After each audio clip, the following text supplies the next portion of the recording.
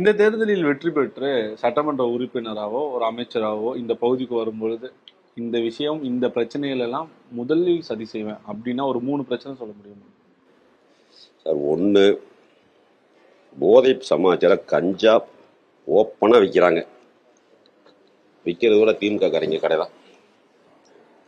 அதை முதல்ல கட்டுப்படுத்தி ஆகணும். மக்களுக்கு பாதுகாப்பு வேணும். அது இல்லை, ரொம்ப மோசமாக இருக்குது. அது எங்கள் எடப்பாடியாரே சொல்லியிருக்கிறார். 3 மாதத்தில் இரும்பு கரம் கொண்டு அடக்குவோம். அது ஒன்று. தொழில் நகரம் டேக்ஸில் ரொம்ப அதிகமாக ஏற்றி எல்லாம் பாதிக்கப்பட்டிருக்காங்க. எங்கள் பொதுச் செயலாளர்கிட்ட சொல்லி அந்த டேக்ஸை குறைக்கிறதுக்கான நடவடிக்கை எடுப்போம். இந்த கோயில் இனாம் நில பிரச்சனை இருக்குது. கோயில் பேர்லேயே இருக்கிற சொத்தை யாரும் கேட்கல, அது கோயிலுக்கு சொந்தம். இனாம் ஒழிப்பு சட்டம்னு கொண்டு 1963 கொண்டு வந்து ரயத்வாரி பட்டா மாற்றம் செய்யப்பட்ட இடங்களுக்கெல்லாம் இப்போ அறநிலையத்துறை அது எங்களுக்கு சொந்தம்னு சொல்லி சீல் வைக்கிறாங்க. அதனால கரூர் மாவட்டம் ரொம்ப பாதிச்சிருக்குது. அது சம்பந்தமாக தேர்தல் அறிக்கை 32 சொல்லியிருக்கிறாரு. பட்டா நிலத்தில் குடியிருக்கக்கூடிய ஏழை எளிய மக்கள் பாதிக்காத வகையில் அவங்களுடைய ஆவணங்களின் அடிப்படையில் ஒரு குழு அமைத்து அதற்கு நிரந்தர தீர்வுன்னு சொல்லியிருக்காரு. அது ரொம்ப முக்கியம். காவேரி விட்டுட்டு வெளியில் போயிட்டு அரவக்குறிச்சி சரி, கிருஷ்ணராயபுரத்தில் ஒரு பகுதி, குளித்தலை ஒரு பகுதி வறண்ட பகுதியாக இருக்குது.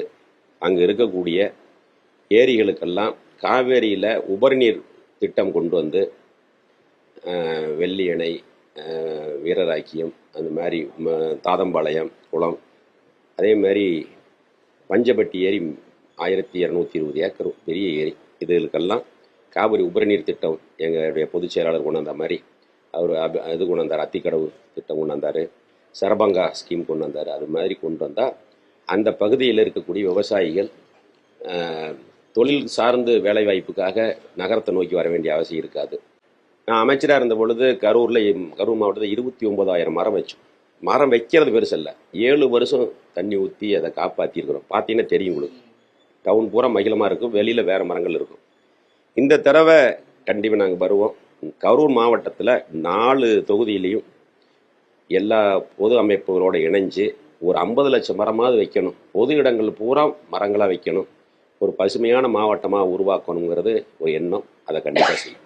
நீங்கள் அமைச்சராக இருக்கும் பொழுது இந்த விஷயத்தெல்லாம் தாண்டி நான் இந்த ஊருக்கு இது கொண்டு வந்தது எனக்கு இன்னும் ரொம்ப ஒரு சாட்டிஸ்ஃபேக்ஷனாகவே இருக்குது அப்படின்னு எதை சொல்லுவீங்க? கல்லூரி கொண்டு வந்தோம் தரகம்பட்டிக்கு. கரூருக்கு தான் கொண்டு வந்தது. அந்த எம்எல்ஏ கேட்டதுனால பின்தங்கிய பகுதி, அது வறட்சியான பகுதி, அங்கே ஒரு கல்லூரி கொண்டு வந்தோம். புஞ்சை புகழூர் தாலுக்கா பிரச்சனை, ரொம்ப நாள் பிரச்சனை. அந்த தாலுக்கா கொண்டு வந்தோம். அம்மா சாலை திட்டம் கொண்டு வந்தோம். அந்த டைம் பார்த்துருப்பீங்க, 40 அடி அகலத்தில் கரூரில் 11 ரோடை லிங்க் பண்ணக்கூடிய ஒரு ரோடு 22 கோடி ரூபாயில் அது கொண்டு வந்தோம். இந்த குகைவெளி பாலம் 2 இடத்துல இப்போல்லாம் சென்ட்ரல் கவர்மெண்ட்டே பண்ணுறாங்க. அப்போ அம்மா கிட்ட 13.5 கோடி வாங்கி 2 கொண்டு வந்தோம். தேசிய நெடுஞ்சாலையில் இப்போ சென்ட்ரல் கவர்மெண்ட் கட்டுறாங்க. இப்போ அவங்களாவே ஒரு கொள்கை முடிவாக எடுத்து பண்ணுறாங்க. ஆனால் நானும் எங்களுடைய பாராளுமன்ற உறுப்பினர் தம்பித்துரை அண்ணனும் போய் டெல்லியில் நிதின் கட்கரியை பார்த்து 8 இடத்துல எங்கள் டிஸ்ட்ரிக்டில் பாலம் வாங்கினோம். அது 5 ஃபங்க்ஷன் ஆயிடுச்சு, 3 வேலை ஆகிக்கிட்டு இருக்குது. இப்போ மீண்டும் போன 2 மாதத்துக்கு முன்னாடி டெல்லி போயிருந்த போனப்போ 9 இடத்துல மேம்பாலங்கள் வேணும் அப்படின்னு கேட்டு வந்திருக்கிறேன். இதெல்லாம் நாங்கள் செஞ்ச ஒரு பெரிய திட்டம். குடிநீர் முழுமை பெறாமல் இருந்தது. குடிநீர் திட்டத்தை முழுமைப்படுத்தி காவேரி தண்ணி கொடுத்துருக்குறோம். அதே மாதிரி கிராம பகுதிகளில் வாய்க்கால் பூரா தூர்வாரி கடைசி வரைக்கும் தண்ணி கொடுத்தோம். புதுசாக வாய்க்கால் வெட்டி கொடுத்தோம். இப்போ எல்லாம் தூந்து போய் மூடி கிடக்கு. இதெல்லாம் சரி செஞ்சால் தான் விவசாயிகளுக்கு பிரயோஜனமாக இருக்கும். மறைந்த முதலமைச்சர் ஜெயலலிதா இன்னைக்கு இருந்திருந்தா உங்கள்கிட்ட என்ன பேசிட்டு போங்க? அம்மா இருந்திருந்தா நான் செய்கிற வேலைகளுக்கு உரிய அங்கீகாரம் கிடைக்கும். இப்போ எங்கள் எடப்பாடியார்கிட்ட அதே மாதிரி தான். ஒன்றும் அதிலெல்லாம் நாங்கள் கேட்டதை செஞ்சு கொடுத்துருக்குறாரு. அம்மா ஆட்சி காலத்தில் ஒரு 6 மாதம் தான் இருந்தோம், அமைச்சராக இருந்தோம். அதுக்கப்புறம் மறைஞ்சிட்டாங்க. அப்பவும் சரி இப்போவும் சரி என் கடமையில் ஓட்டு போட்ட மக்களுக்கு செஞ்சு கொடுக்கறதுல எந்த இடத்துலையும் காம்ப்ரமைஸ் கிடையாது. செய்கிறத குவாலிட்டியாக செய்யணும், மக்களை சந்திக்கணுங்கிறது என்னுடைய கொள்கை. அதில் உறுதியாக இருக்கிறேன். இப்போது இனிமேலும் அப்படி தான் இருப்பேன். நீங்க இந்த உள்ளூர்காரனால உங்கள்ட்ட இந்த கேள்வி கேட்கிறேன். கரூர் விவகாரத்துல முதல் குற்றவாளி செந்தில் பாலாஜியும் தமிழ்நாடு அரசும் தான் தாவேகா நிர்வாகிகள் சொல்றாங்க. நீங்க இந்த ஊர்ல இருந்து அன்னைக்கு நைட் நீங்க ஸ்பாட்டுக்கு போனனால கேட்கிறேன். யாரா இருக்கும், என்ன நடந்திருக்கும்? தம்பி, அது சிபிஐ விசாரணையில் இருக்குது. அதை பற்றி என்ன கருத்து வந்து அது சிபிஐ விசாரணையில் தெரிய வரும். உங்களுக்கும் ஓரளவுக்கு தெரியும். அது அவங்க நினச்சது ஒன்று, நடந்தது ஒன்று. பாவம், 41 உயிர் குழந்தைகள்லாம் முதிச்சே கொண்டுட்டாங்க. அது யாராக இருந்தாலும் சரி, அதுக்கு பிள்ளையார் சொல்லி போட்டவங்க யாராக இருந்தாலும் தண்டிக்கப்படும்.